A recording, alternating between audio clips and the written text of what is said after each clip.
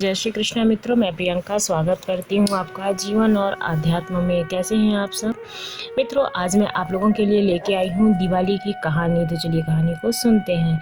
एक नगर में एक साहूकार था, उसकी एक पुत्री थी। उसने देखा कि लक्ष्मी जी पीपल से निकला करती हैं। एक दिन लक्ष्मी जी उस साहूकार की पुत्री से बोली कि मैं तुझ पर बहुत प्रसन्न हूँ, इसलिए तुम मेरी सहेली बन सकती हो। तब वह जो बालिका थी वो बोली कि क्षमा कीजिए, मैं अपने माता पिता से पूछकर बताऊंगी। इसके बाद वह पाकर श्री लक्ष्मी जी की सहेली बन गई। महालक्ष्मी जी उससे अत्यंत प्रेम करती थीं। एक दिन लक्ष्मी जी ने उस साहूकार की पुत्री को भोजन पर निमंत्रण दिया।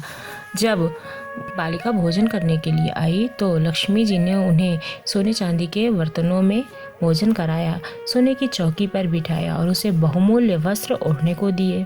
इसके बाद लक्ष्मी जी ने कहा कि मैं भी कल तुम्हारे यहाँ आऊँगी। तब उस बालिका ने स्वीकार कर लिया और अपने माता पिता को सब हाल कह सुनाया।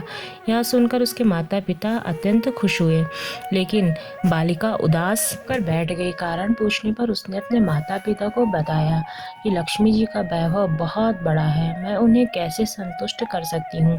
उसके पिता ने कहा कि पुत्री, गोबर के जमीन को लीप कर जैसा भी बन पड़े सूखा रूखा श्रद्धा और प्रेम से उन्हें खिला देना। बात पिता कह भी नहीं पाए थे कि एक चील वहां मड़राते हुए आई और किसी रानी का नौलखा हार वहां डालकर चली गई। यह देखकर साहूकार की जो पुत्री थी वो अत्यंत प्रसन्न हुई। उसने उस हार को बेचकर लक्ष्मी जी के भोजन का इंतजाम किया। इसके बाद वहां श्री गणेश जी और लक्ष्मी जी आ गए। जो पुत्री थी साहूकार की, उसने सोने की चौकी पर उन्हें बिठाया।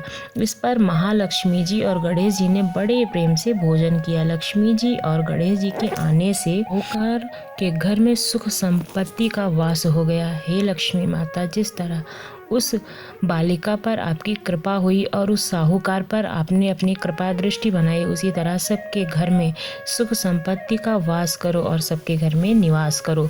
जो इस कथा को सुनता है और हुंकारा भरता है, उसके घर में माता लक्ष्मी की कृपा प्राप्त होती है। को अगर ये कहानी अच्छी लगी तो हमारे चैनल को सब्सक्राइब कीजिए। धन्यवाद।